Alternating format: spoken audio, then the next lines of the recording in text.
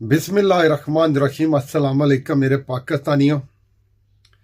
ਇਹ ਚੀਜ਼ ਵੇਖ ਕੇ ਤੇ ਗੈਰਤਮੰਦ ਜਿਹੜਾ ਬੰਦਾ ਹੈ ਨਾ, ਉਹਦੇ ਤੇ ਪੈਰਾਂ ਥੱਲੇ ਜ਼ਮੀਨ ਨਿਕਲ ਜਾਂਦੀ ਹੈ। ਤੇ ਬਗੈਰਤ ਉਹ ਨੇ ਜਿਹੜੇ ਖੁਦ ਪੇਸ਼ ਕਰਦੇ ਨੇ, ਜਿਹੜੇ ਗੁਲਾਮ ਨੇ, ਜਿਹੜੇ ਆਪਣੇ ਆਕਾ ਦੀਆਂ ਜੁੱਤੀਆਂ ਦੇ ਤਲਵੇ ਝਟਦੇ ਨੇ, ਜਿਹੜੇ ਖੁਦ ਪੇਸ਼ ਕਰਦੇ ਨੇ।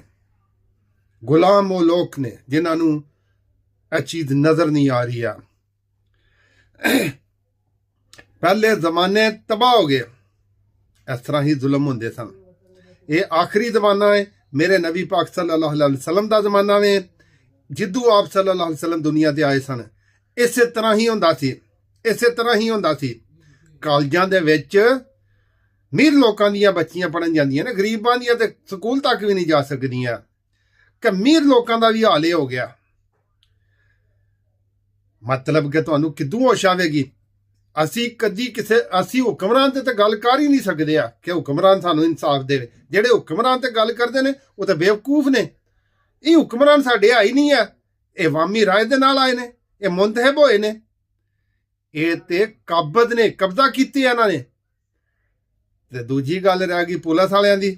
ਪੁਲਿਸ ਵਾਲਿਆਂ ਦੀ ਵੀ ਢੇਰ ਵੀਡੀਓ ਬਣਾਈਆਂ ਨੇ ਕਿ ਤੁਸੀਂ ਇਹ ਲਫ਼ਜ਼ ਦੀ ਪਾਸਦਾਰੀ ਕਰ ਰਹੇ ਹੋ, ਬਿਆਨ ਦਿਓ, ਜਵਾਬ ਦਿਓ ਸਾਨੂੰ ਕਿ ਅੱਜ ਇਹ ਬਣਾਉਣੇ ਤੋਂ ਬਾਅਦ ਪੁਲਿਸ ਨੇ ਉਹਨਾਂ ਸਟੂਡੈਂਟਾਂ ਤੇ ਤਸ਼ੱਦਦ ਕੀਤਾ, ਜਿਹੜੇ ਸਟੂਡੈਂਟ ਇhtਜਾਜ ਕਰ ਰਹੇ ਹਨ ਕਿ ਅਜ਼ਿਆਤੀ ਹੋਈ ਹੈ।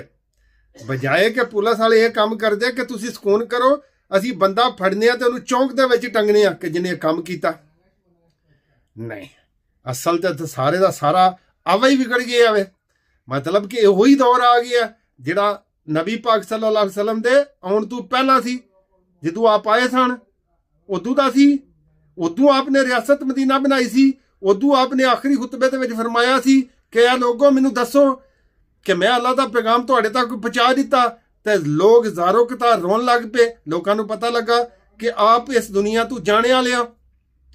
ਕੱਲ ਖਬਰ ਸੁਣੀ ਹੈ ਇਮਰਾਨ ਖਾਨ ਸਾਹਿਬ ਦੀ, ਤਾਂ ਉਹਨਾਂ ਨੇ ਆਖਿਆ ਮੇਰੇ ਉੱਤੇ ਗਲਾਫ ਨਾ ਪਾਇਓ, ਦੇ ਦਿਓ ਫਾਂਸੀ ਮੈਨੂੰ। ਮੈਂ ਲੋਕਾਂ ਨੂੰ ਦੱਸਣਾ ਚਾਹੁੰਦਾ, ਮੈਂ ਆਪਣੀ ਕੌਮ ਨੂੰ ਦੱਸਣਾ ਚਾਹੁੰਦਾ ਵਾਂ ਕਿ ਮੈਂ ਲਾ ਇਲਾਹਾ ਇल्लल्लाह ਦਾ ਕਲਮਾ ਪੜ੍ਹ ਕੇ ਜਾ ਰਹੇ ਇਸ ਦੁਨੀਆ ਦੇ ਉੱਤੋਂ।